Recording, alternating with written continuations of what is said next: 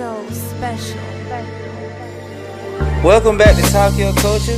I am your host, Christopher Lee Fagan. If that's your first time hearing my whole name, you don't know me.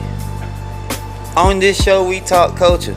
Today, we will be talking technology, algorithm, and the man who is like probably one of the best people to go to in this town when trying to rectify your cell phone issues or any electronic issues that you may have. I have a special guest here today, Dan Daniels. Thank you for having me, man. I appreciate the kind words. I appreciate you coming, man. You know what I'm saying? For sure. We're going to try to step into the man real quick. Got a few questions here. Some of it ain't got nothing to do with tech. That's fine. All right. Some of it's just your own opinion. Great. Right? So, basically, we're going to try to break some barriers if we can. Love it. If not, break them. Start to break them. Absolutely. Or at least try to get an understanding of that they can be broken. Sure. All right. So, let's just jump right into it. Let's get it. On your profile, on your Facebook, it says Christian, husband, and father. Is it in that order? Absolutely. I believe that's what the Bible mandates. To me, that's the biblical order of things. You know, I'm called by salvation first. I'm represented by my fruits, you know, to be a Christian. And I believe that the wife is submissive to the husband, not less than, not in any diminished value, but as a husband, I'm called to lead in the biblical truth, what I believe to be the truth. Right. And then as a father, both of us, and my wife and I, as a father, I'm to lead the family. Right. To get them closer to what I believe and what I believe the Bible teaches to be that truth. Right. Right. So in that order specifically.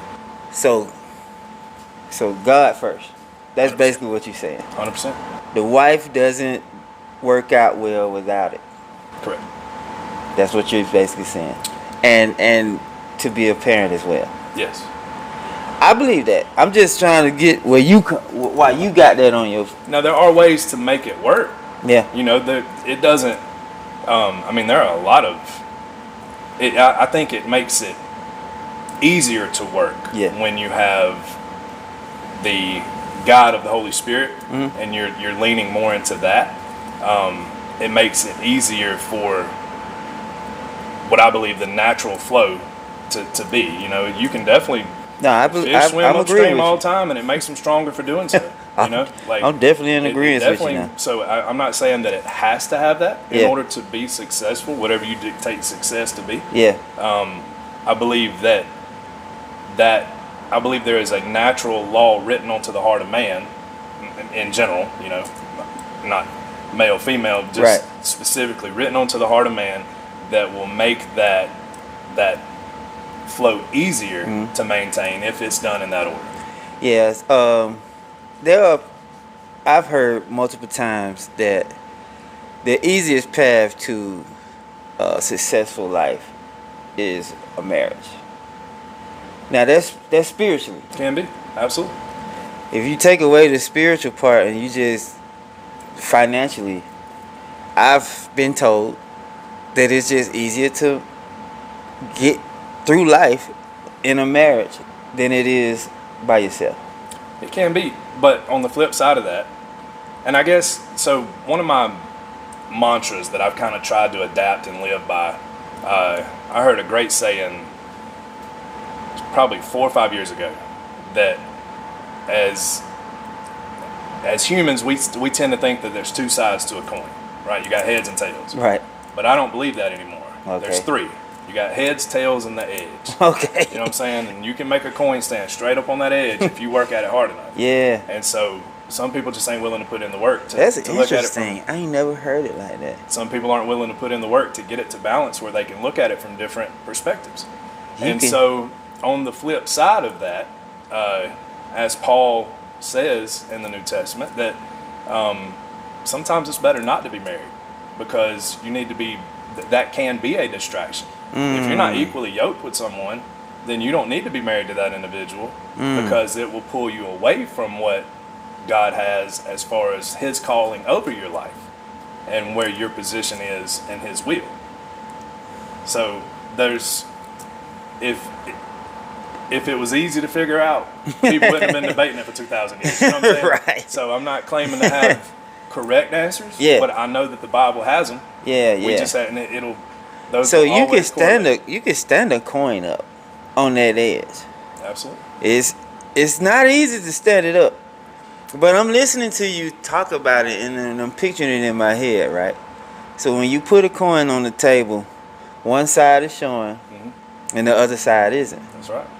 If you flip the coin over, the other side is showing and one side isn't. That's correct. But if you stand that coin up on the edge, that's it. Man, that's amazing. That's amazing. So it was definitely a life-changing quote when I heard it. Like, I have tried to I've used that example so many times in my life where, and I mean, it just, that it fits in every single situation. So where did that thought process come from on how you approach religion? Is that learned behavior, or is that something you just grew on your own? I mean, I think it's both, truthfully. Yeah. So your parents had you in church? At the beginning stages of life. Yeah.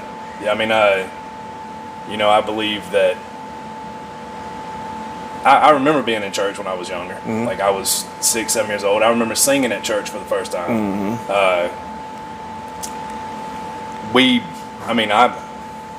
It ain't like both my parents were in the home. My mom and dad were both in the home. So not a broken home. Not a broken home. Okay. I believe that that was probably what I consider to be naturally. Yeah. Now whether or not if I had have come from a divided household, it may be took a different effect. May have taken a different effect on me because it may be a learned behavior. You know what I'm saying? Like, that may not be natural to somebody that grows up in that environment. So I believe most things are learned behavior. Could be, absolutely. That's the reason why I will never dig my feet into the sand about anything hard enough except for my faith. That's why I put that first. Yeah. You know what I mean? I believe that's what the Bible commands me to do as well. Right. Like, I think that's pretty clear. So for me, what happened? It's still recording though, right? Yeah. That's fine. I believe that you have to feel it, right? My mother kept me in the church when I was a kid, and I was just there, like, with no understanding. Right. No matter how much they talked, you don't know anything. So you just got to take what everyone's telling you, right? Yeah. As I got into my 20s, I began to take in these things on my own. Of course, I would utilize the things that were told to me before. But I started to pick up on things and study it myself. And I got closer to the religious part of myself then. Right. And that's why I tell my kids, like, I know I did a poor job of taking y'all to church and teaching y'all certain things because I don't know the Bible. Right. So I can't tell them. I can't teach them.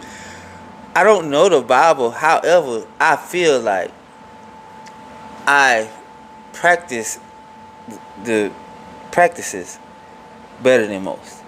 Absolutely. Even though I don't know the scriptures like that, you know, I got a basic. Like, once I got the 10 Commandments, it pretty much just gave me a. You get what I'm saying? That's definitely something to live by. And I don't agree with all the commandments. Yeah, I mean, it's. But what? When you say better, what would your definition? Like, you live better than most, as far as I say I practice it. I practice what? So. Doing the right thing, right? Like, doing the right thing is probably the hardest thing for people to do, because and even the definition of right can shift from one perspective to the next. True. Adolf Hitler thought he was right. You know. Yes, true. Like, that's true. There was a lot of people in the South that thought slavery was right. That's true. Even though it was 100% wrong. And the Bible teaches that it's wrong. Like, I've had conversations with people who will try to discredit the Bible and say that slavery was present in the Bible, but I mean, I don't like. I can show verses that show where the Lord brought the Israelites out of bondage. You know, Yeah. He's setting captives free throughout the entire Old and New Testament. Like I'm That's seeing true. that, and so you know, there are different translations that will tug on an emotional heartstring when it uses the word slavery in saying that there were definitely slaves present in the same way that there were indentured servants. And I'm not to discredit, some of those people were probably Gotcha. treated horrible. Gotcha. Those were the people that I believe the Lord would have set free. That's who the Lord was trying to reach. Yeah. If they weren't important, then they wouldn't have been mentioned in those books. Yeah. You know what I mean? So it doesn't Yeah. doesn't discredit the fact that it was there. So it's So I guess to answer your question, I guess it's righteous rather than right. You know what I'm saying? All right. The things that God tests you every day, every minute, to see what kind of decisions you're gonna make. Right? man, I fail at that constantly. I don't, I have a hard time. but I do. I do know where I fall at in that regard. But I'm saying, compared to most people, I feel like I just have an edge. See, I fail at it. I fail at it so much that I have to. That's why I know I need a savior so much. Right. Right. So that's why I continue to. If I ever thought I was smart enough to figure it out, where I was truthfully presenting what it means to be considered righteous, then Jesus would not be able to shine through me. Now, Right. some people can have that ability. It comes Right. easy for other people.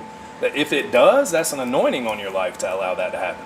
I And it very feel well like could it. be. I know, I really there are feel- people that can be a great representation of Christ. They have an anointing on them. Yeah. You know, I'm too hot-headed and got a hot temper and stuff like that. You know, I'm liable to say something Yeah. that's so stupid that, like, just have like a bubbling idiot. You know, that may not be the best representation of what Christ is. So I just have to continue to lean into Him. I more think and the more. fact that you're in tune with that helps. Absolutely, and I have to pray for that discernment. Like Yeah. I have to pray for the discernment so Yeah. that it continues to happen and Yeah. help. So for me, praying isn't about asking. To me, praying is about acknowledgement and thankfulness. Sure, 100%. I'm saying that because a lot of people don't pray Right. until something negative or Absolutely. dark is hovering over them, and then now they praying. That's it. Whereas I'm almost the opposite.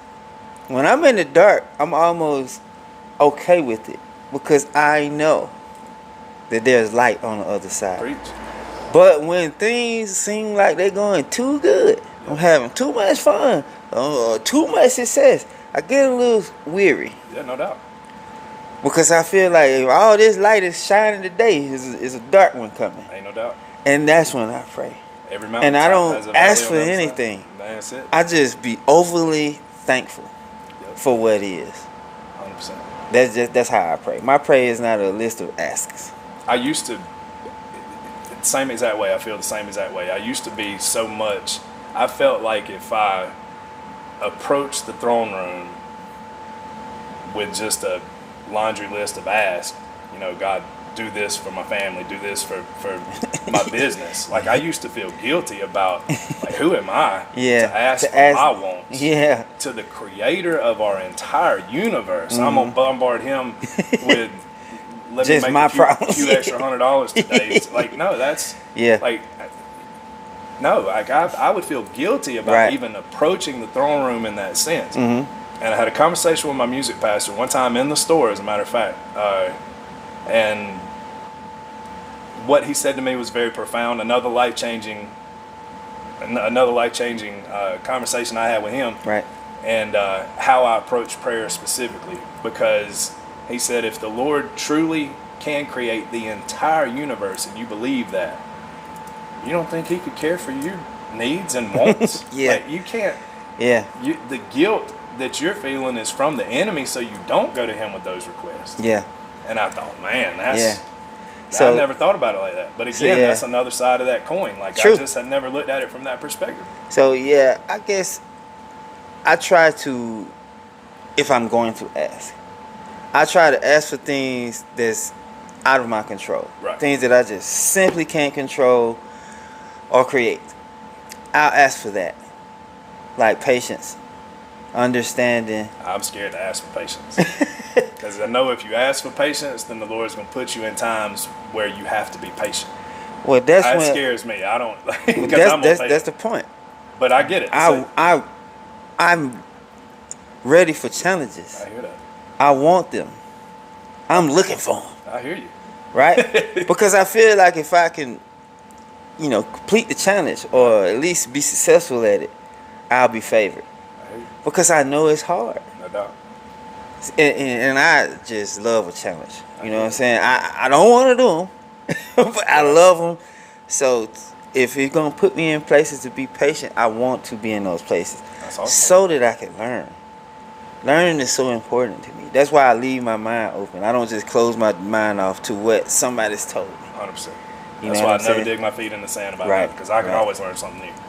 And even about the Bible, like I will say that about the Bible specifically. Like there are things that I have read in the Bible, Just boggled your mind a little. and in context, I think it's in one scenario, Mm-hmm. but contextually, and who the particular scripture is referencing or who Mm-hmm. that scripture is addressing, it may not be for me in a certain way at a Right. certain time. It may be Right. for me 5 years down the road. Yeah. You know what I mean? It may be completely a different, like Paul, for example, with the marriage thing. Yeah. Like before I was married, like, well, it's better for me not to get married. You know Yeah. what I mean? I could have taken that scripture and applied that to my life in that same fashion. Yeah. And then after I got married, then it was like I can see why Eve was created for Adam. Like we Right. weren't made to worship alone. You know what I'm Right. saying? Like we were made to have a mate with us. Mm-hmm. So it's like, again, just there's so many times that same metaphor will apply. So for me, the Bible was written by authors so long ago, right? And if you know anything, for real, you're supposed to learn God for yourself, right? So as you read these scriptures, you'll notice that God is saying different things to each person. Sure. When he said to Paul, he ain't say Jacob. Correct. He ain't say that. Right. You see what I'm saying? No doubt. Also, he was saying that 2,000 some years ago. Here we are 2,000 some years later. So when they be like, well, what did God say? A lot of people like to refer back to the Bible. That is what he said then to them. What is he saying now to you? I mean, so that's where kind of like I believe that God's truths are never wavering. Like in order for something to be true, I don't believe there are ever any errors or fallacies in the Bible. Right. I believe it's all true. Now there are translations from where we have translated it from Hebrew, from Hebrew and Greek, Right. into something that we can understand Right. in English. So sometimes those translations can get a little muddy. I got you. But I believe that the same truth that God was speaking to people in the Old Testament, addressing it to them, can be applied equally as a blanket. Like I don't believe there's ever any instances within the Bible that we could not apply in some sort for it to be a truth we can relate to our lives. Right. So even though he was speaking it to whoever, Right. and just like we were talking about anointing, I believe those people had an anointing on their lives in order to hear it Yeah. and to listen and to transcribe it, so it does pass through generations and generations and generations. Yeah. You know how some people could be like going through some real stressful things that they're just quiet about and won't tell anybody. But if they get in a collective group of people and these other people start talking about some of the things that this quiet person was afraid to talk about is kind of going through, Yeah. and they hear them, and now they feel comfortable to finally say something. Sure. That is what I take from the Bible. You get what I'm saying? I think I think people be going through stuff, and when they read the Bible and see that these people have been through it too, and you come to realize this ain't new, Right. and it ain't just Yeah, me. the trials and stuff that they, Right. you know, there are. So just on, do you believe that the authors of the Bible were unique, or do you believe they were just kind of telling a story that was popular amongst that? I definitely believe that they was unique. I don't believe everyone had the skill set to articulate what was going on with True, them. 100%. Yeah. Yeah, so I definitely believe that they was unique. I definitely believe that God chose to speak through them on purpose, for sure. Yeah. I So- believe He chose to speak through me. Absolutely. Maybe not in a pulpit though. Maybe just His podcast. Absolutely. Yeah, You no know what doubt. I'm That's saying? your, I mean, wherever you minister, in a barber chair. Yeah. You know, I mean, that's well, for sure, definitely at barber that's shop. like There's church my- every day. my biggest ministry is at the cell phone store.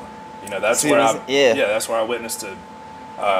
That's why I get challenged with a lot of deep theological conversations too. See what I'm saying? You know, I mean, I may not have an opportunity to speak to someone who doesn't believe in a traditional marriage. Yeah. You know, in Mountain View Baptist Church where I go, you know, Yeah. under a Baptist theology, that they may not be comfortable coming to that place because there'll be a lot more people that can challenge what they say. They're more comfortable doing it in a one-on-one conversation.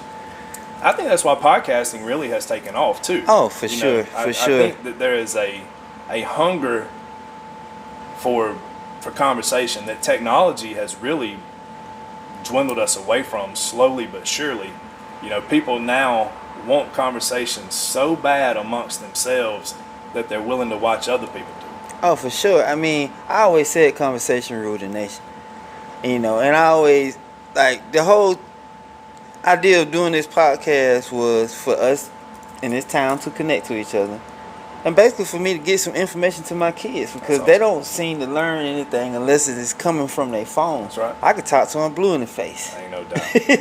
But if their phone said it's gold to them, so I said I need to get in the phone That sounds good. so where they can hear me. But for sure, just speaking of marriages, man, 15 years, bro. How does one successfully pull that off?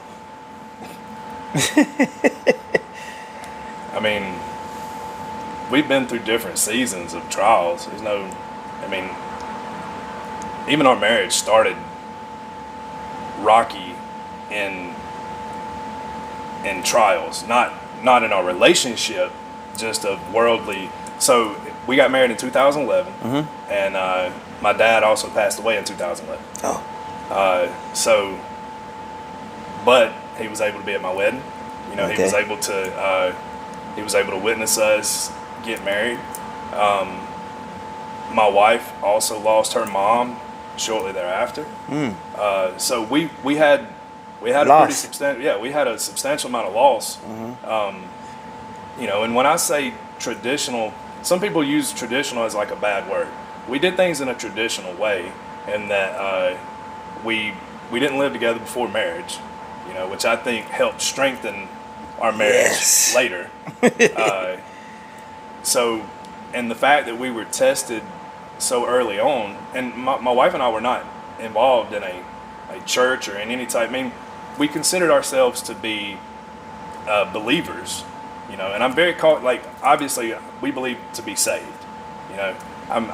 I'm kind of cautious the way I use that, even that terminology now, you know, because people have to know what you're saved from, right? And I don't never want to go straight to hellfire and brimstone and make people believe in something out of fear. Fear Right. goes along with it. Yeah. Like, I'm scared of a lot of outcomes Yeah. without Jesus. You Yeah. know what I mean? Yeah. But that's because I was able to see how much harder it was when I wasn't leaning on him. He was still with me, you know, and he still, like, we have a poem hanging up in our bathroom that talks about one footprints.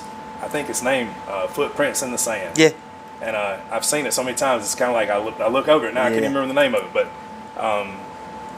you know, there's times when there was only one set of footprints in the sand because he was carrying us. Right. You know, and I may not have realized it until after the fact. So as far as like success, in a marriage, you know, I mean, obviously it's the main things anybody's going to know. I think my wife and I are very good at hard conversations with one another. Mm-hmm. You know, and I'm not talking about just the petty stuff of like toothpaste not being used and put up the right way, or Yeah. like one of my wife's pet peeves is me not pulling the shower curtain back when I get up. She said the shower curtain needs to dry. Yeah. And it's gonna get wet again in just a little while. Like I don't think about stuff like that. It's one of her pet peeves. But I'm not talking about just those kind of. I'm talking about like when it comes to theology. You know, Yeah. when it comes to beliefs, when it comes to you know, just whatever the hard conversation may be, how Yeah. we approach discipline in our Yeah. household. Discipline. I mean, that's Discipline. probably. Discipline is probably the biggest thing humans have a hard time with. I agree.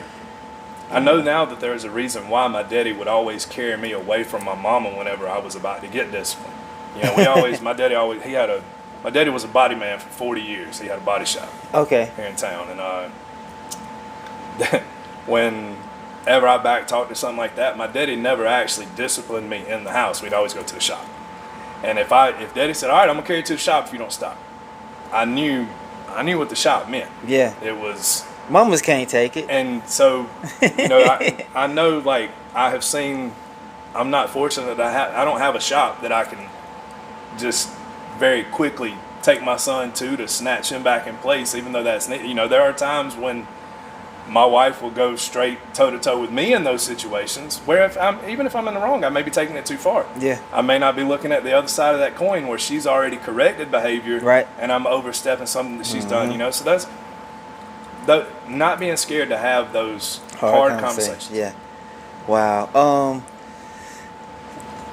Well, me and my kid's mother, we moved in before talking about marriage, and we ran into every obstacle you could run into.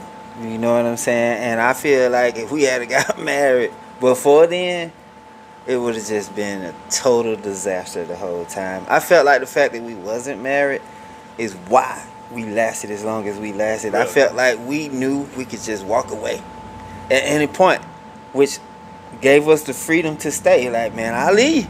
Right. I'm gonna just stay. I tell you what, you make mad, I leave. I'm gonna just stay. You know what I'm saying? Yeah, I mean, So I definitely get that. that made me realize what is more important in a marriage. Is it the friendship or is it the covenant? And I think it goes both ways too on that. Like my wife and I were best friends to start out with too, like which was Which helped. we were. The fact that I considered her to be a friend first, instead of a mate first, you know what I'm saying? It wasn't like we went into things in a completely different way. Yeah. Trust was built very, very early on. You know what I'm saying? And I think that's another huge factor in success. And I don't care what it's in. If it's in a relationship with a spouse, if it's business, like I have a lot of customers that will continue to come to me because of trust. You know what I mean? Right. They trust me to offer them Yeah. a good consultation, even if it's not benefiting my business in any way. They know I'm not scared to tell them the truth, and that they trust that I'm gonna be honest with them about it. And I think that's probably. That really goes more hand in hand with the hard conversations. Like we trust each other to have the hard conversations with each other without fear of pushing the other one away too far. And I think the covenant helps bind that to make it easier to have those hard conversations. So even though there was freedom in leaving, and it may seem like it's harder to stay, I kind of look at it the opposite way. I look at it as where It's hard to leave. yeah, it's harder. It's harder to leave when you have that covenant and that binding agreement with someone. Yeah. You know, I mean, we could go through the trials and troubles of divorce, but that is messy. Yeah. Costs a lot of money. I used to tell people, I'm not gonna get married until I can afford the divorce. I used to say that to a lot of people. Well, And, I'm not getting married because I'm not getting a divorce. Yeah, and you know, it's You gotta So- kill me out of here. I hear you. I hear you. That was kind of like we've had a lot of people that'll throughout marriage conferences and a lot of different podcasts and stuff, they say, don't ever go to sleep angry with one another. You know what I mean? No, I'll go to bed angry, wake up pissed off, we try it again the next day. You know what I mean? Like, I just don't, we don't never live by one specific rule or tradition over our house. We're flexible in that, but knowing that, again, the way, like, biblical truth, the way I've always looked at it was like a pyramid. And a lot of people may use this example, but if God is at the top of that pyramid and I was on one corner and my wife was on the other corner, the closer we got to God together, the closer we become together. You know, so, and that's another thing that helps a successful marriage, is being equally yoked with someone. You know, if we're not equally yoked together, then I may try to go closer to the Lord before she does, and you know, and it'll create tension, and absolutely happens. That happens. What breaks trust? I mean, I guess it defines how you. I guess it really boils down to how do you define break.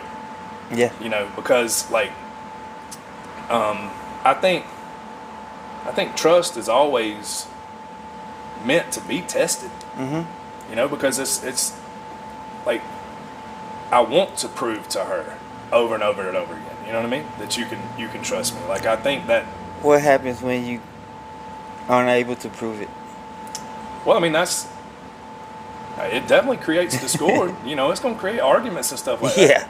So if, like, unfaithful, obviously, is one of the biggest things. You know what I'm saying? Like, I believe if either one of us stepped out on the other, then trust would be broken completely. But I've seen a lot of marriages that are continuing that will, and I don't know how.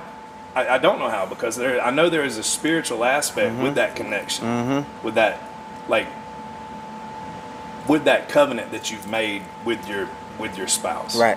You know, and there's a spiritual thing that goes along with that covenant. You know, I'm trying to think of it. No. I'm glad you said stepped out. Right? I'm glad you used, because I'm big on words. I'm big on words because each word have a definition. And if you reroute the definition, the word... Right. You get what I'm saying? You make it mean whatever you want. So I'm glad you said stepped out, because to me, trust is broken when someone has been cheated. Right? I can see that. And I ain't saying cheated on. I'm saying just simply cheated. Right? And you said stepped out, not cheated. Right? So stepped out implies having sex elsewhere. Right? Yeah, that's not cheating. And I'm saying, in my opinion, due to the word itself, stepping out is just stepping out. It is not cheating. It's cheating when you lie. Yeah, I mean, lie, obviously, you know, that's one of the biggest. So that's where them hard conversations come in. If either of you step out, could you have that conversation and move past it? I don't know that my wife would ever give me the benefit of trying to explain. You know what I mean? So even though I get what you're saying, I don't know that, I don't think she would really care what I tried to call it. You know? You stepped out. Yeah, I'm very, like, I would never... and I respect her enough not to ever put her in that situation where she would even have to listen to me try to explain something in that fashion. So to the point where I'm even very careful when, and her and I, and it wasn't something, this was one of those kind of, like, the Lord ordained our relationship together, right? And so we just continue to lean into Him for its success. Hourly, you know what I mean? It's not something that we figured out yearly by no means, but we continue just to lean into Him. But to completely avoid some hard conversations that really may not ever have any type of positive outcome, right? You know what I'm saying? was I finna say? Oh, I lost my train of thought. So we have kind of an unspoken thing. We just didn't really unintentionally, we didn't talk about it beforehand. It was Right. just kind of one of those things where we both just started doing it. So if I need to, let's say I need to text another woman from church. You know, I sing a lot at our church, right? If I needed to text another female that is going to be singing, in order to make sure there's not any type of misconception about anything that is said in those text Tell messages, your wife.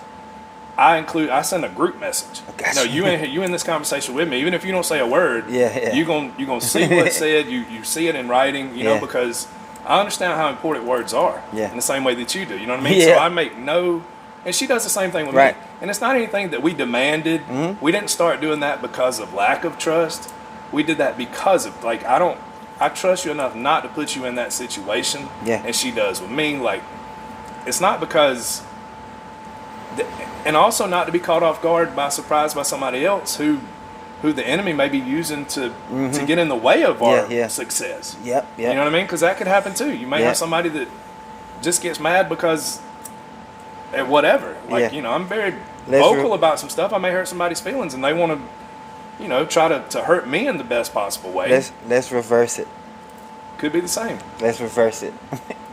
If your wife steps out and she opened the door for that conversation, would you be able to receive it, forgive her, and move on? I mean, there are. I know you say you was hot-headed. Yeah, I don't know, man. I've thought about it. I have thought about it. I've seen very strong relationships that I thought nothing could tear them apart. Tear them apart. You know what I mean? So Yeah. I never. I don't know. Yeah. There's not a. So in my line of business, I've seen a lot of people get together and break up. Yeah. I've seen a lot of people get married and quickly get a divorce. I've seen it. You know what I'm saying? Sure. And every time I ask, what ended the relationship? Oh, he cheated on me. Right. Oh, she cheated on me. It had nothing to do with the fact that we were just two totally different people that just couldn't seem to get on the same page. Right. Or she stole some money from me. Or he took some money. Or he just ain't bringing no money in. It seemed to never be that. It's always cheating. Yeah. And I'm talking 15 years, man. That is built. Me and my son, mother, we was together 12, 13 years.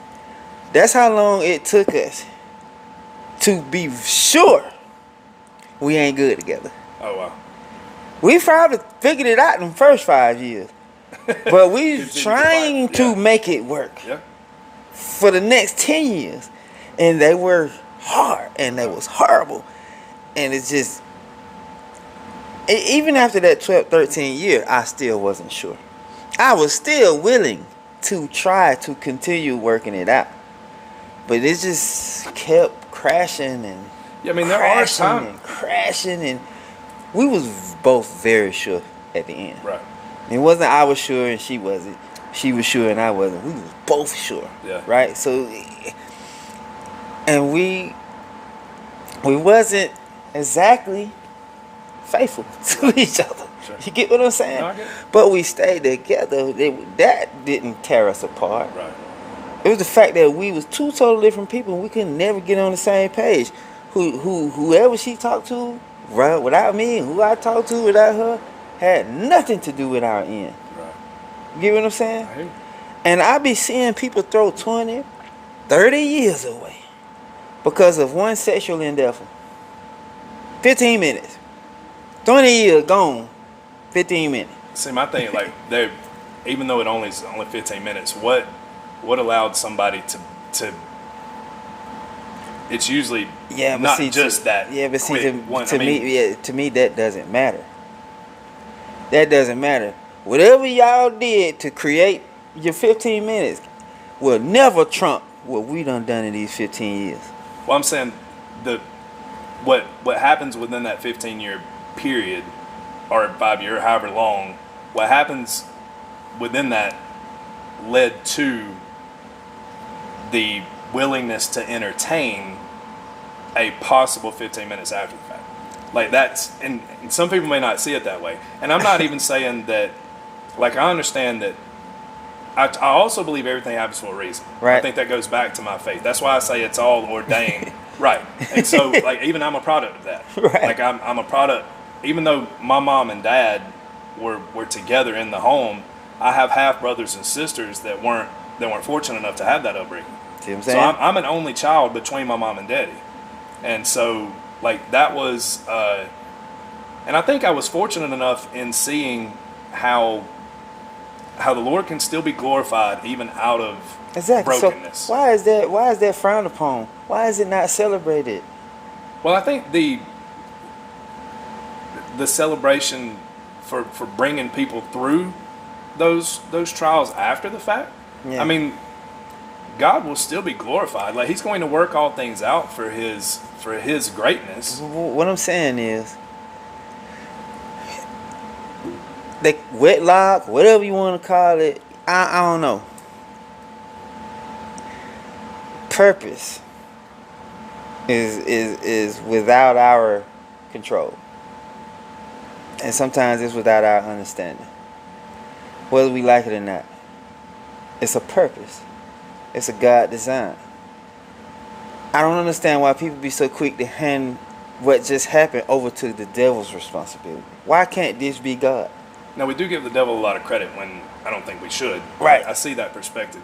But I also know that we have free will. Like, free will trumps, you know what I'm saying? And that's in any situation. I know. Like, God could still be glorified when an addict reaches recovery. They're still an addict. You know what I'm saying? Like, Yeah. I don't need to celebrate putting a needle in my arm. You know what I mean? So it just depends. And I also think there are different levels of, and some Christians may not even agree with this. Like me and my sister Melanie, who's the oldest, we were having it was at my birthday party, matter of fact. We were eating a La Fiesta, and I had a buddy of mine had a beer come over to the table. I mean, he was drinking, and I was, we were getting ready to take a picture, and that's what brought up the conversation, was he had this big tall glass, and I was like, you need to put that on the floor. I don't want all my people that I go to church with thinking that's mine, you know, or something to that effect. Yeah. And my sister took offense to that. She was like, why? Why does it matter? Why does it matter if they think it's yours? And she was like, sin is sin. So if they're going to judge you because of that, then they're going to judge you because of a lot of other stuff. And so that brought up a conversation of sin, right? And I believe that there are different levels of sin. I believe the Bible. So you don't think all sin I think all sin is bad. has an equal? I do not. There's different levels. I think it's all bad. Okay. It's all frowned upon in the eyes of the Creator. Right.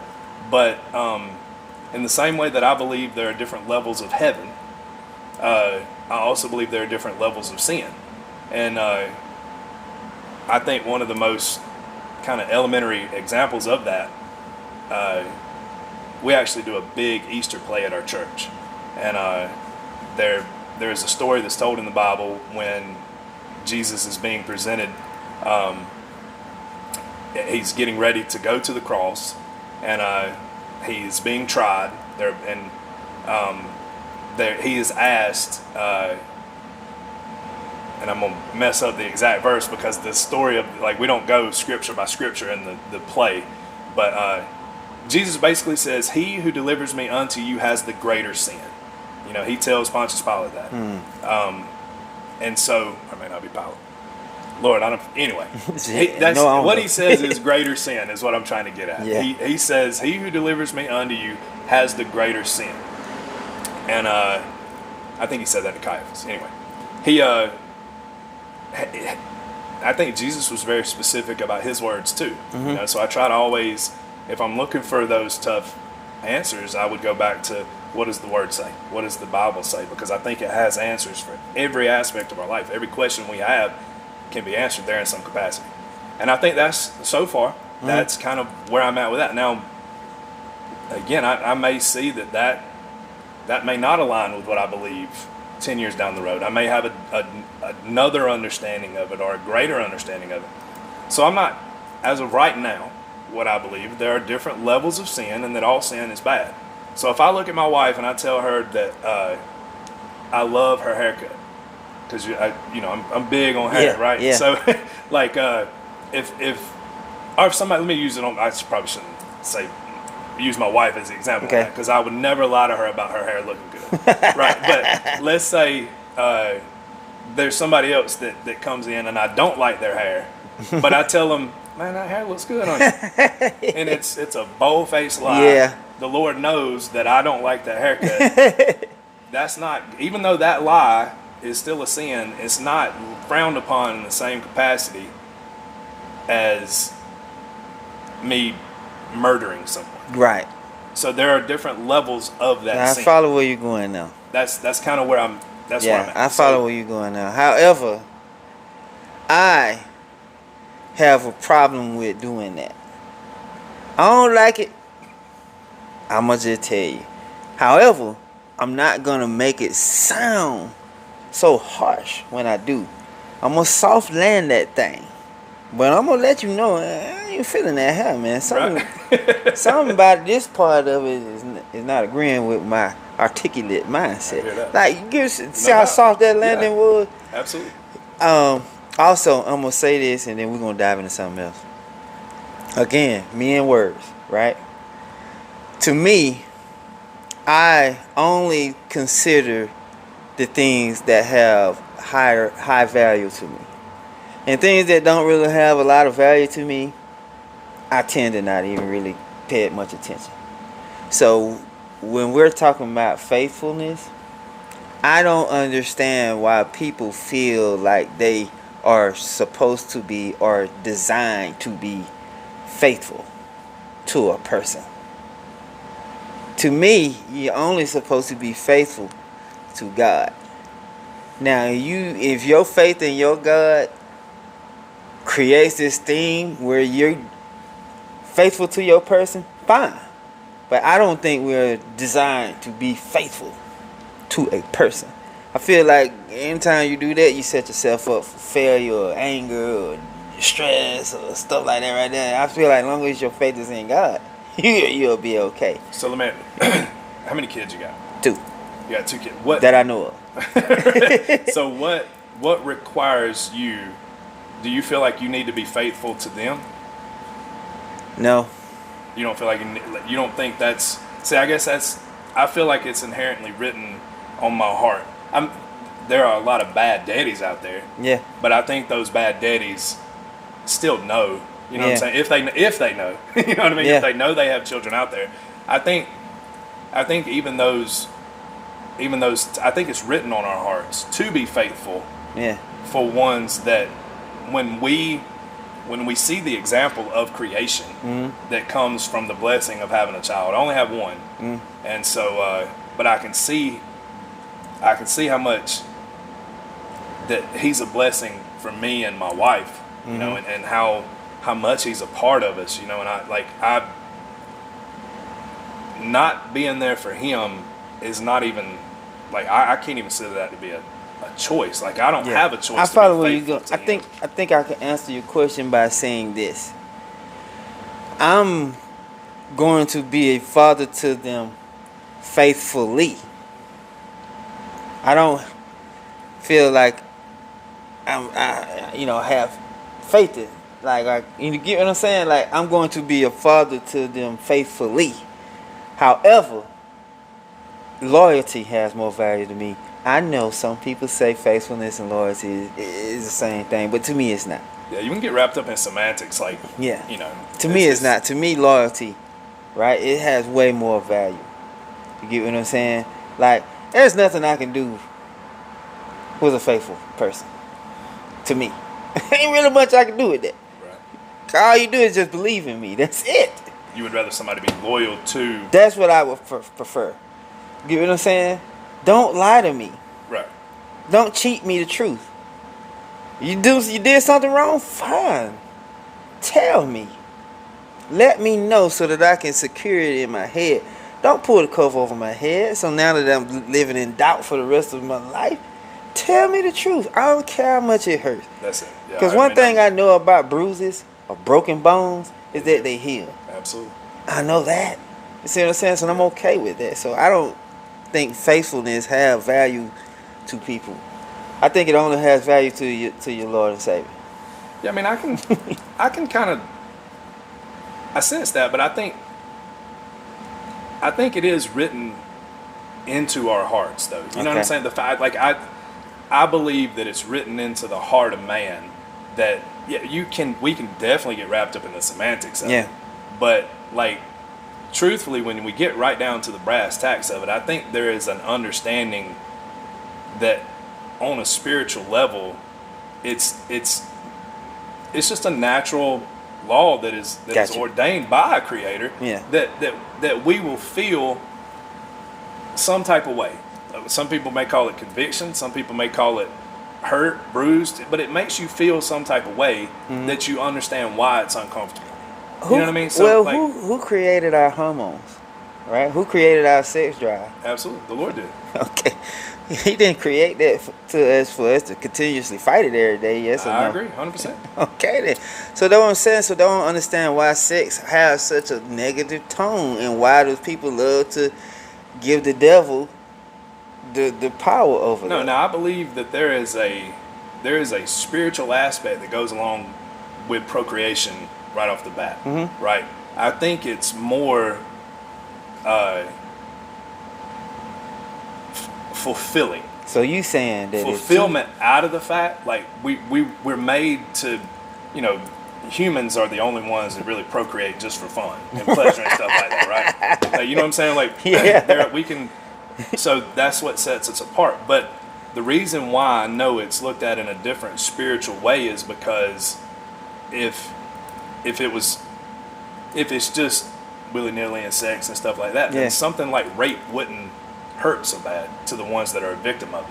They're taking something from them on a spiritual level that they had no right to even access in any capacity. It hurts so much worse when you're talking about sexual immorality than it does some of the other levels of sin. Yeah. So I don't think it's looked at in the same free-flowing nature that we can look at in some of the other I'm issues saying, of life. marry old man wasn't happy when you find out she was pregnant now.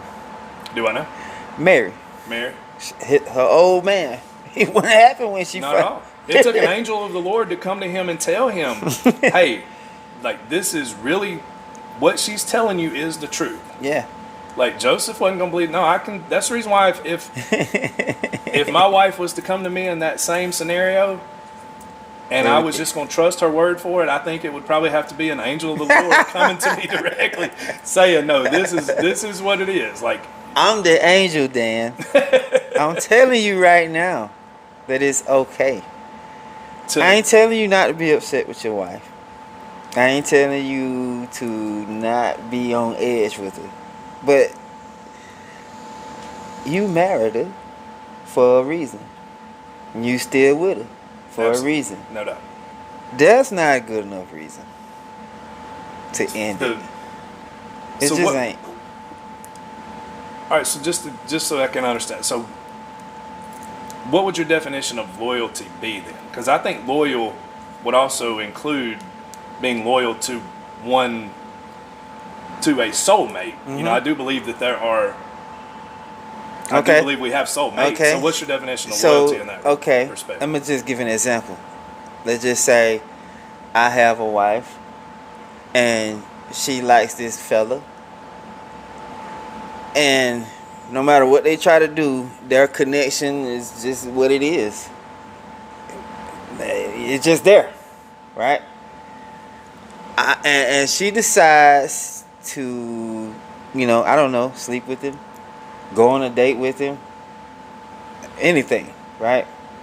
I feel like if I decide I needed something or I wanted something on the same time of him, I'm going to get you and not him. So the free Because you're will, loyal to me.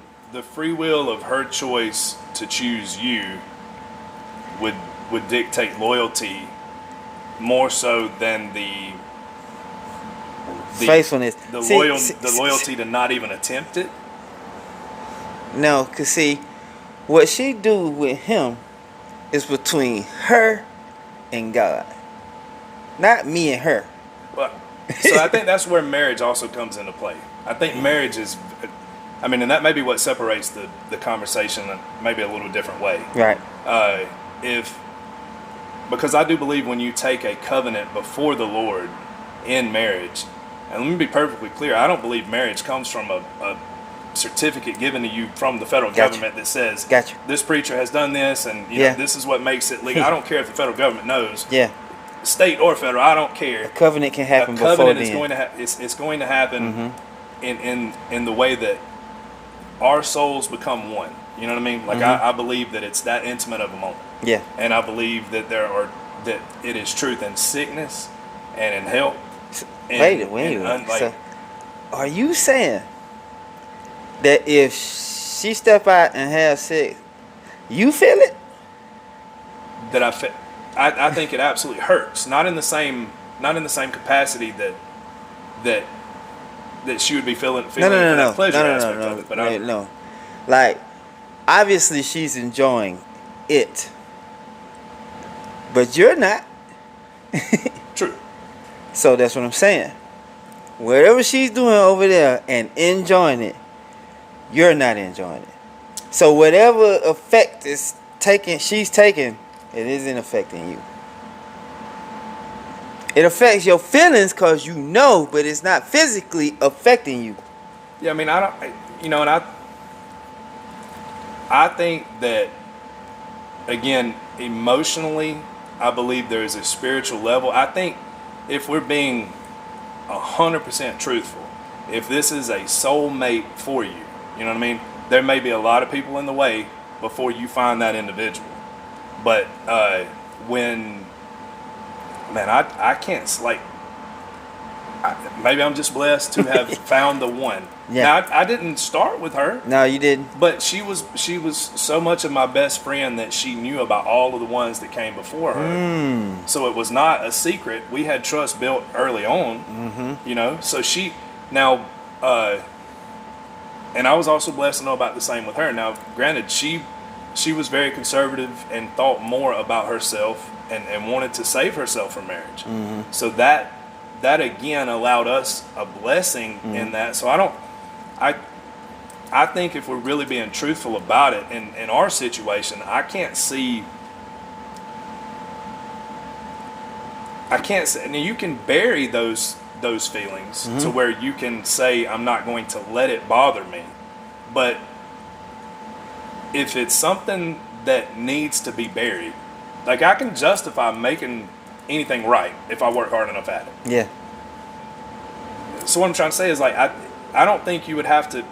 I don't have to work at it at all. I don't even have to work at having the conversation of why is it okay to step out or cheat or not feel a certain way when I know it's happening. Like, I think that if I work hard enough at it, I can make myself okay with it, you know? But when you're doing it in the natural order of the Lord, I don't think you have to work at it quite as hard. I don't think you have to justify it. I don't think you don't even have to really have that conversation. Right. You know, it's just it's written onto the heart of man.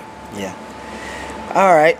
We can definitely talk about this. We can talk about that all day, no doubt. For 2 weeks straight. Absolutely. We'll just jump subjects. And then and this next subject will require some kind of religion to at least understand what we're about to talk about, right? So, racial tension. Okay, that's our next subject. And I've been doing this podcast 2-3 years. I probably only had 2 white guests. And that's not because I only want black people. Right. It's only because, 1, I don't necessarily know who to ask. 2, the ones I have asked, just afraid of the camera. Yeah. You know. So I've been trying to get more white people on here to show that, you know, because just racial tension, basically, is what it is. All right, I'm gonna just ask you, how different was racial tension when you grew up versus how it is in today's time? Do you think it's more or less? And that's like, I don't know if I can truthfully answer that because I don't know. It could have been present, but did I notice it as much? So just your perspective. I don't really know that I noticed racial tension. So what year did you graduate? 2001. Hey, you graduated after me? I'm an old man. I'm older than you. I'm 42. I'll be 43 and Oh my God. my birthday is the 17th. I'll be 43 years old. I didn't know that. How old are you? I'm 45.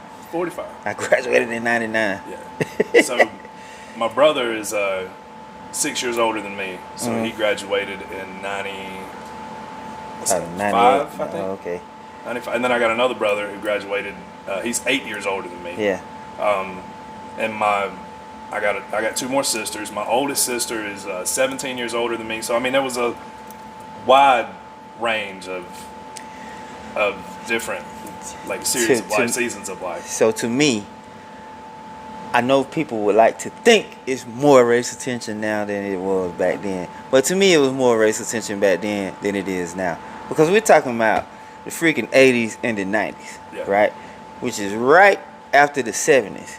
And the 70s is right after the 60s. Yeah.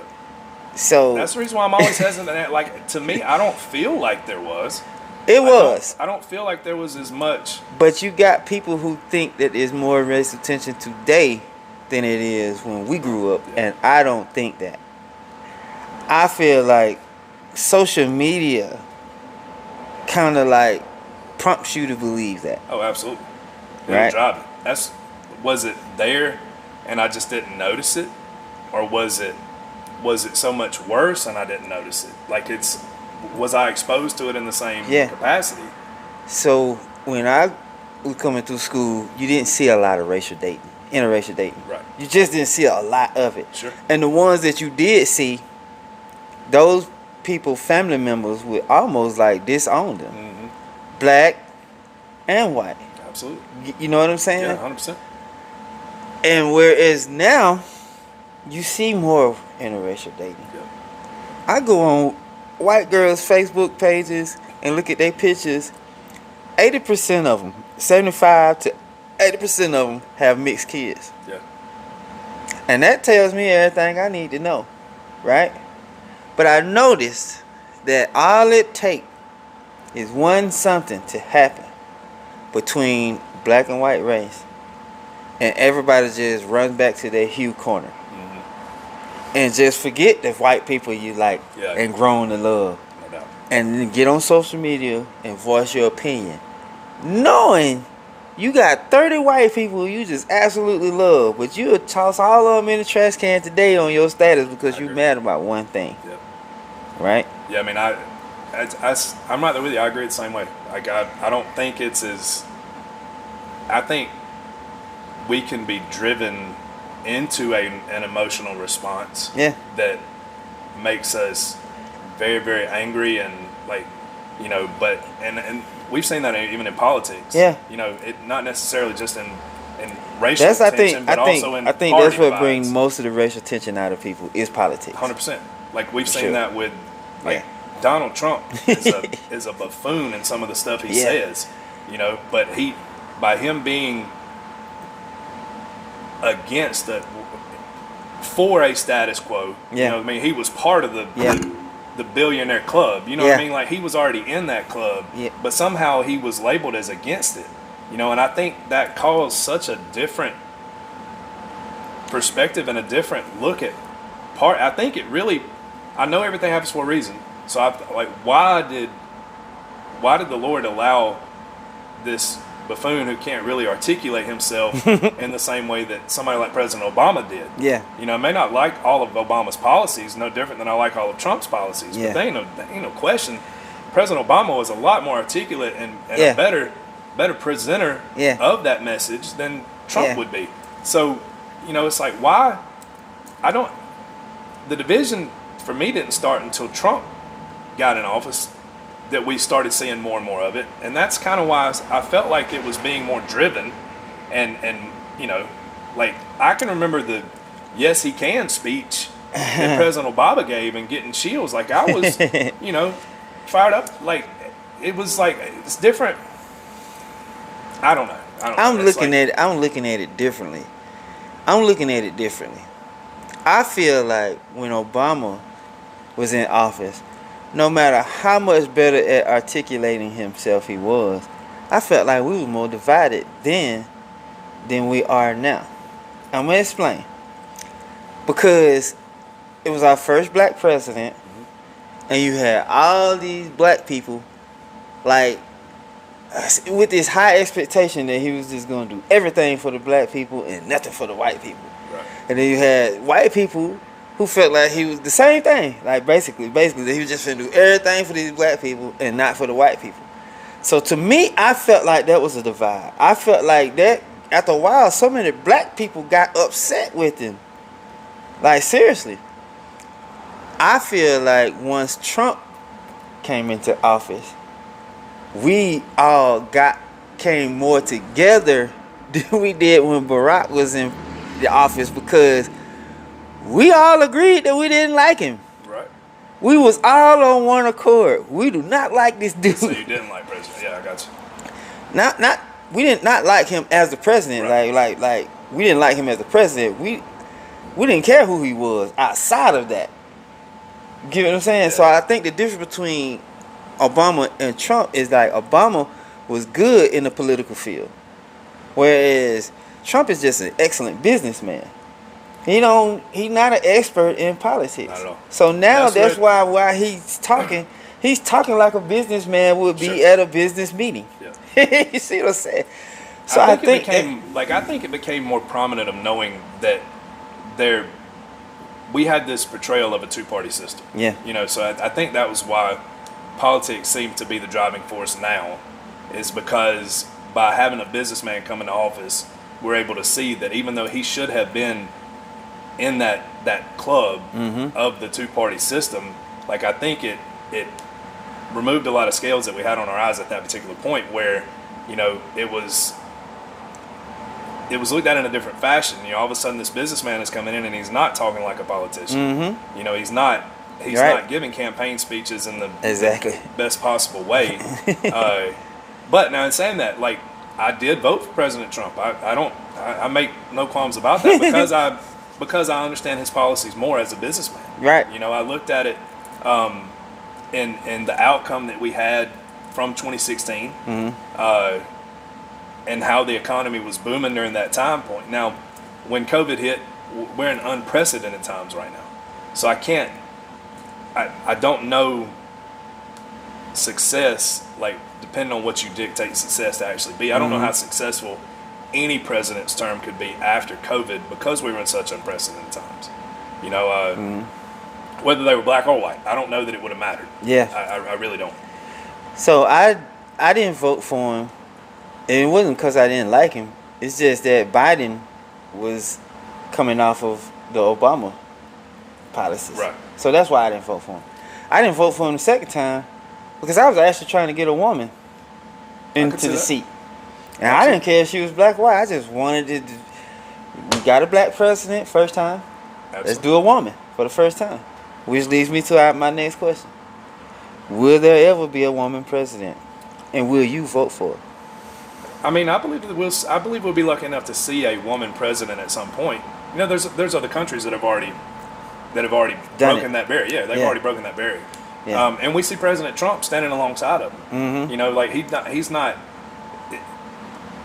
So I think I think it's possible. I mean, will I vote for it? I can. I don't make no qualms about voting for. She's saying something you. Yeah, as long as I can relate to it. As long as I believe that. If it aligns closer to what I believe to be the conservative, not Republican. Let me be very clear about that. Like, I consider myself to be a conservative. I hold very conservative values, morally, ethically, in my business and my finances. Like, I'm not willy-nilly with my finances. I'm very conservative with I'm tightwad with my finances. Gotcha. You know what I'm saying? Yeah. So I'm very conservative with my spending. I want the federal government to be the same way. So if it's somebody that is, even if they are Democrat, like, I don't care. As long as, like, we've seen so many people cross party lines. The representative from Hawaii, I think it was Hawaii. Tulsi Gabbard, I believe is her name. I don't know. She's a veteran. Yeah. I mean, she ran as a presidential candidate for the Democratic presidential candidate. I believe she got beat by President Biden, if I'm not mistaken. And now saw how much they had propped President Biden up when he making decisions that he wasn't coherently able to make, you know, because of all these other health issues and stuff going on, and the cognitive decline that, that we all saw. Like the fact that she saw it and being hidden and not brought out into the limelight. Now she's on the Republican side. She probably, Bobby Kennedy's another one. RFK ran as a Democrat. You know what I mean? He ran as a presidential hopeful on the Democrat side. There are a lot of RFK's policies that I support. Like you know, I think our health in this country has gotten awful because of stuff we've let the food industry get away with, and poisoning our food and supply and stuff like that. So that, oh man, I mean, I could see myself voting for Tulsi Gabbard as long as she's holding conservative policies and stuff like that. I guess I would be conservative too. I don't know. I always looked at, well, not always. I've recently, for the past 3 or 4 years, looked at Republican and Democrat being a mindset set rather than a financial bracket. So that's how I always looked at that. You know, that's interesting because to me, I feel like the women business owners are growing, and if not equal, becoming better. I can see that. I think so. I think it's a lot of business women around this town that could argue that. Yeah, no doubt. You know, Wireless Connections was actually like my mom. So it's a family-run business. Okay. Yes, I mean it was like I mean we've even joking that's allowed us to offer support to a wider generation of seasons of life. You know what I mean? Well, dang, she was so much older. So that's the first question on my technology section. It is. She's the one. How did you get into tech, and is that passed down, or was that something that called you into it? So it's a family-owned business. Okay. So my oldest brother, Josh, started the business here as Mobile Tech years and years and years ago, and a lot of people may remember the Mobile Tech man, who was they were business partners. A man named Opie. Opie was the Mobile Tech man. My brother Josh wrote the commercial, and so they were in business together back in the day, early 90s, mid 90s, somewhere around there's when the business started as Mobile Tech. And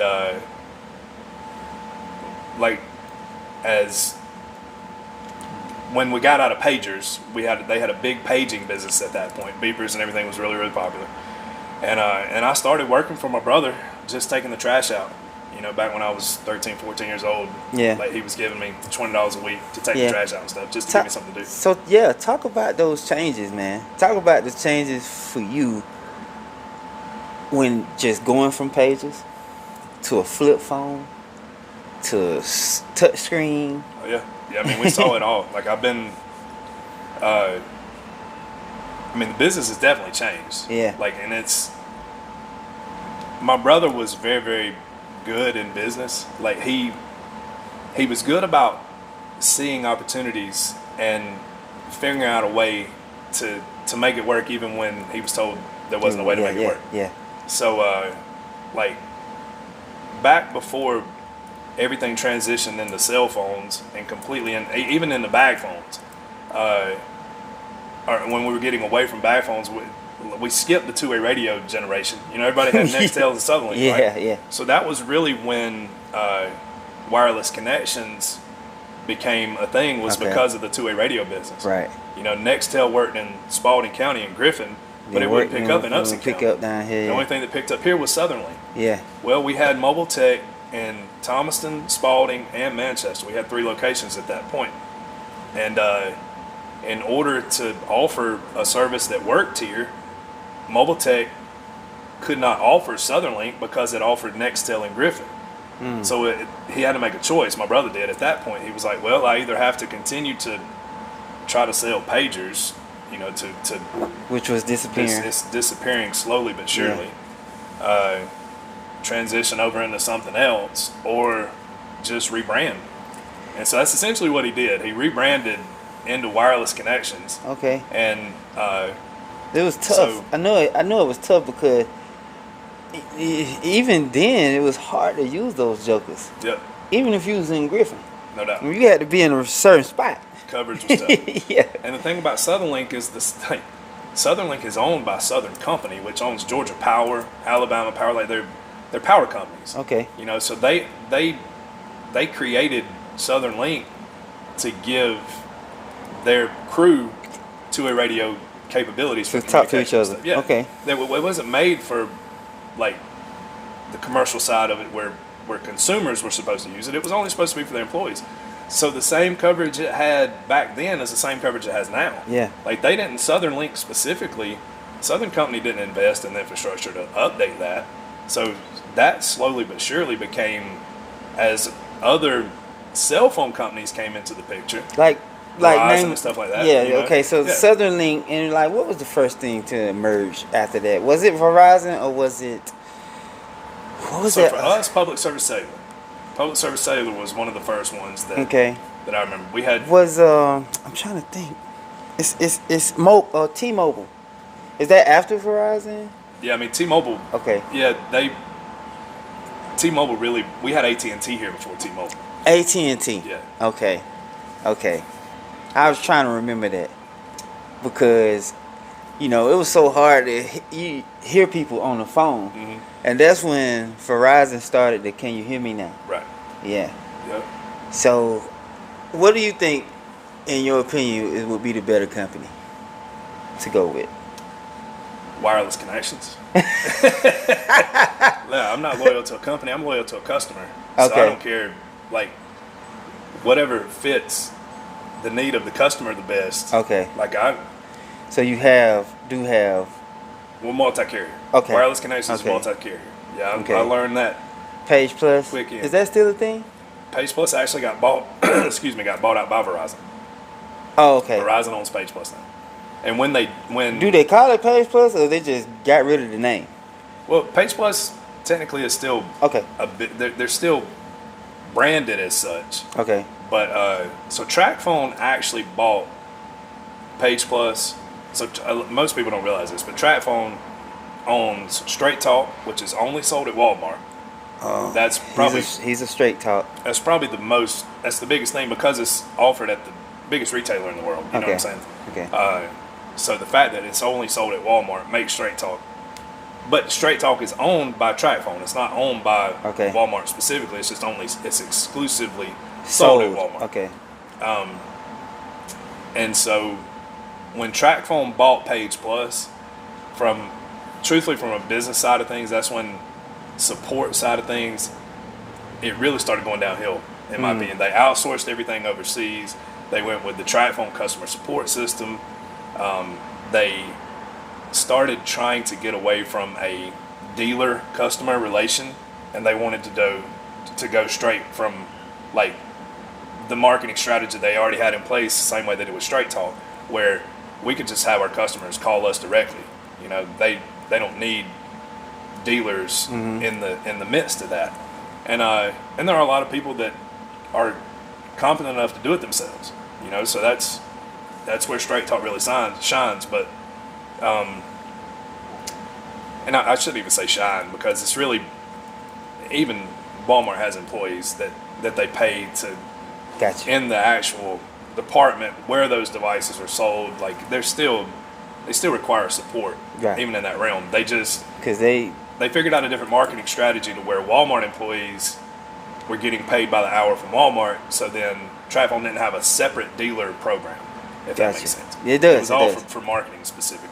Oh, okay. And then Yeah. so it went downhill for a lot of dealers, and it also went downhill for a lot of customers because they did not have that dealer relation.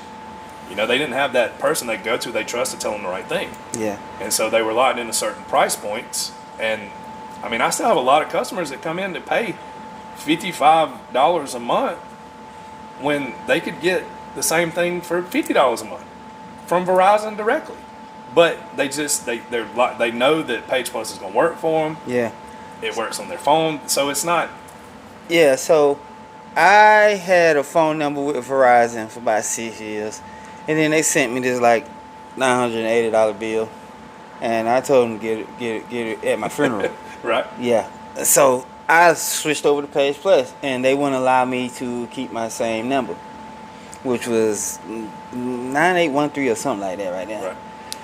But then I switched over to Page Plus, and I got the number that I have now. And for some reason, I couldn't, after a while, like after a year or two, I couldn't get any not voicemail, videos. I couldn't get any pictures, and none of my group texts worked. So I was like, what am I finna do? Yeah, I mean, that's a data issue. So when, yeah, that's... I had data. It's just, so when Page Plus outsourced everything, when TracFone stepped in order for TracFone to maintain the billing system that they had certain, what they call access points. Mm-hmm. So you had to tell your phone to look for TracFone's point before it went to the tower, the frequency. I know what you're talking about. So it's like, I took it to Mary at Gamecastle. Yeah. And she wrestled with it forever, and it just wouldn't get right. Yeah. And so she eventually switched me back over to Verizon, which I thought was wild, because I was like, I still owe them.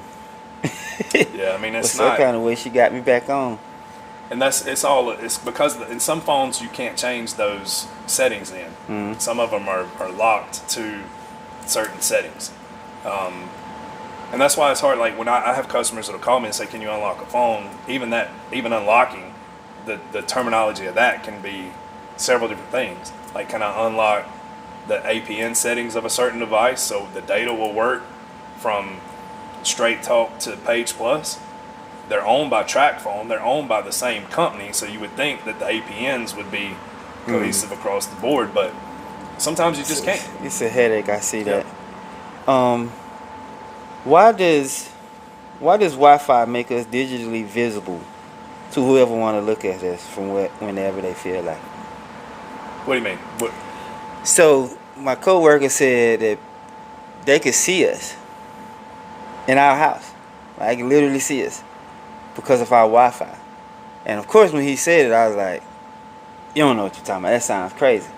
Well, he got these Oculus from Meta. Mm-hmm. That work off Wi-Fi. And when you put it on, it digitizes everything to where you can actually see it. So that's what lets me know that they can really see us if they wanted to. Yeah, I mean, I can understand that perception. Like, anybody can see your digital footprint, based off of, if they dig far enough down, they can figure it out. Like the way that your device communicates with the router creates a digital footprint, but that digital footprint is not allowing me to see whether or not I'm in this kitchen. Yeah, to a certain extent, because I may be able to see the strength of that digital footprint, and if I know your router is located in your living room, and it looks like your connection is a little weaker, then I can process of elimination say, well, you got to be further away from the router. Yeah. So you may be in the kitchen, living room, or the toilet, but so I can't you can say see. Right. Yeah. The Oculus works because it has cameras on the outside of it that are viewing outward. So like if I'm doing this, you don't know if I'm eating a burger or lifting weights. No. Okay. Nowhere near. Gotcha. Yeah. I thought that was a thing. I'm not even gonna know I'm not even gonna know you have anything in your hand. Oh, okay. It's not like. Yeah. Now, if you have security inside that you have allowed access to cameras, there's not. You have cameras on your phone. Yeah. So there are people that have the perception that say, well, if I have a phone, then it's using the camera of my phone to look outwardly to see where I'm at and to listen to what I'm doing using the microphone. Oh, okay. I always can say, like, I've been in this business a long time. I wouldn't even know where to start if I wanted to try to hack into your phone to figure out what you was looking at. You know what I mean? Based off of the camera, so I can turn the camera on. Yeah. And even then, I have to do it without you knowing it. Yeah. On top of that. Yeah. So I have to remote in to your device. Can somebody with the Defense Department do it with, you know, The- a the- $1 trillion budget. Yeah, they can. Yeah, I'm not gonna say that they can't. Yeah. I'm saying I can't. Oh, okay. I'm not saying that it may not exist. Yeah. What I am saying is that, like, I have people come in all the time that are convinced that, and truthfully, there's a huge epidemic of meth addicts that meth will trigger paranoia, right? So they will think that a lot of things are happening, even though it's really not. Gotcha. So they will come in and say, so and so has taken over my phone. They've hacked into it. I hear that all the time. My phone has been hacked. My phone has been hacked. Yeah. You know, and it's really like it's not being hacked in the way that we're thinking. Right. You know, it's not in that capacity. Now, Gotcha. can a crazed ex-boyfriend or boyfriend or something figure out your Facebook password and know you've been sending messages to somebody Yeah, else? yeah. Yeah, they're saying that just because they figured out your password. They're Yeah. not hacking into your phone, Got you. watching you type it out. Okay. So it's a little different. Like it's not Okay. the same. And the people that I have people all the time. No, he knows how to hack into phones. Well, Yeah. if he did, he's not going to be living in Upson County. Right. You know, like Doing that. He's Yeah, not going to be gotcha. hacking into your phone. He's going to be working with Bobby Bro. Kennedy. We were talking about earlier. You know what I mean? Yeah. Like he's going to be way up in the totem pole. Yeah. Which is the better phone, iPhone or the Android? Say I'm a libertarian. That's like what's the better vehicle, Chevrolet and Ford? You know, you'll have people that'll die on that hill. Like I don't care. What I usually, what I will advise people that come in and ask me that question is, depending on their experience, like what are you accustomed to? Yeah. What do you like to drive? Yeah. What are you driving now? What do you not like about it versus what do you wish it had? Apple has an entire ecosystem where everything communicates with itself. So that's they're very big with privacy and stuff. Now the disadvantage to that is if you're Apple, the fact that your Mac, your iPad, your iPod, your iPhone all has to have the same Apple account. If that Apple password gets out, then iMessages may show up on all those devices. Yeah. So it depends on what's your needs. What are you looking for? If you want that Yeah. convenience, Yeah. Apple Watch. Yeah. You know, my iMessages and my text messages and stuff like that will show up on my Apple Watch. But they make smart watches that work just as well. Just as well. I listen to a lot of music. Apple Music is very good. I pay for Apple Music every month. And Apple Music is compatible with Android devices too. So Yeah. I can download Apple Music on my Samsung device. That's how I got an Apple account, trying to listen to Apple Music and Yeah. watch Apple TV. Yeah. But I don't never had no iPhone. And everyone in my family I'll have are Apple. iPhone people. And Yeah. they all get upset when they can't send me stuff. Man, you want to talk about I have had more tension from a color perspective about green and blue bubbles more so than I ever have with black and white. Like people will fight tooth and nail over whether or not your text message bubbles are blue instead of green or vice versa, like more so than if it's a black person or white person sending a message. So yeah, that's just my perspective on that. You know, it's kind of crazy. I know I get talked about all the time because I'm a droid. We are recording with 3 droids right yeah. here. You know what I'm saying? Because I cannot convert that MOV? Your mission objective, your MO. The file. When you record, it's an MOV. Like, I need MP4. My bad. Yeah. Now, I need Right. MP4. I got you. And every time I had these 2 droids, I had one iPhone. And that iPhone gave me the trouble trying to get that footage over into my program. That's their proprietary thing. Like that's their ecosystem. They Yeah. want you to be locked into that. And that's So why I that way don't like them. I agree. You And some can't, people, you can't steal music with the iPhone. I want that freedom to do what I want to. Yeah. I'm right there with you on that. Yeah. Yeah, I'm right there with you. Yeah. So I do, in terms of better, right? Before I get too far away from it, I think that Apple does a better job of making all of their devices. It doesn't matter if you've got the iPhone 6 or the new iPhone 18 Pro Max they come out with. Apple does a very good job of marketing those, so they keep all of their devices basically cohesive across the board. So the iPhone 6 is going to look and operate and feel similar. It'll have different bells and whistles, speed-wise and quality, but the overall function, It's the same. that iMessage is going to look the same on an iPad that you paid $1,000 for Yeah. that it does on your son's iPhone 6. Yeah. You know, that you can get people to give you now at Goodwill. Like, Yeah. it's the iMessaging is still going to work on that the Yeah. same way. Yeah. So, some people prefer that. Yeah. I think Apple does a better job of keeping it all cohesive. I also think they do a better job as far as support goes. You know, they if I'm not around, they're like the fact that the same troubleshooting on an iPhone 6 can also be the same troubleshooting on the iPhone 17 Pro Max makes the support easier, so they do a better job at it. By default, they have to, you know what I mean? Because So- the answers are going to be the same. So when fixing them, that makes it easier. Like when repairing a phone. I do think that Apple has the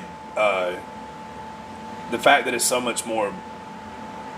Yes, I think Apple will be easier, but I mean, Not for you. let me say, I don't want to brag, you know what I mean? But Yeah. I've only been told I can do two things better than some other people in my whole life. There's only been two things I've been told I can do better. One of them is sing, and the other is fix phones. Right? So You're that's a really good singer, man. that's it. Those are the only two things I've had enough people tell me that I'm good at doing over others. Yeah. You know, to where I've been told enough times now where I start to believe it. Right? Yeah, So yeah. like they're all easy to me. Yeah. Because my God, if I ain't figured out how to do it by now, then I don't know how I'll ever figure it out. Right, right. But the very first phone I ever fixed was an iPhone. Mm-hmm.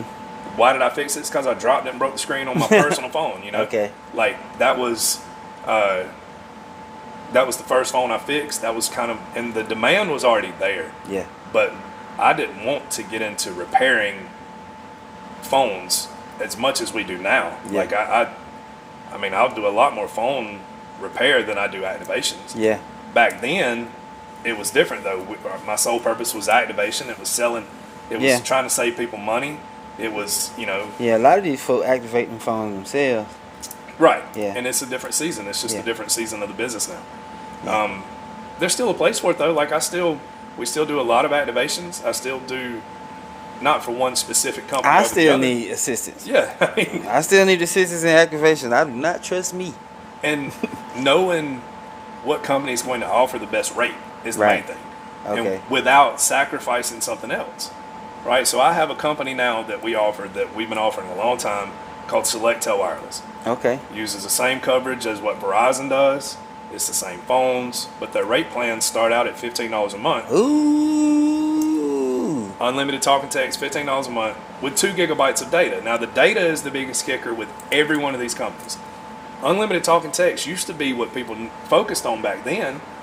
I mean, even further back then, we had to wait till our night and weekend minutes kicked in. Yeah. You know what I mean? Yeah. And but now it's different. Now Yeah. unlimited talk, like people don't really talk.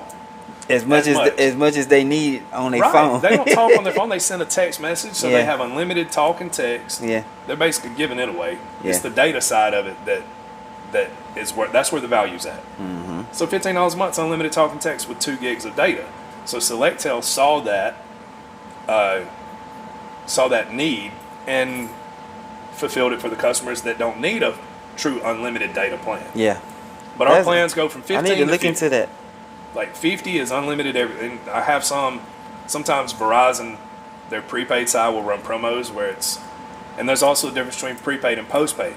You know, so this is where the support aspect comes in and the trust comes in because people want to know. You definitely just taught me something. Yeah, people didn't want to know know like it. what's the difference between getting that bill that Verizon will stick you $1,000 a month for Yeah, it seemed mine's 60. I don't know why it's 60. versus one that is a flat rate Yeah. with no extra fees and taxes and stuff like that on it. You know, that's the difference between a prepaid and a postpaid system. All right, before we get out of here, what do we expect next from Dan the Man? What you got cooking, man?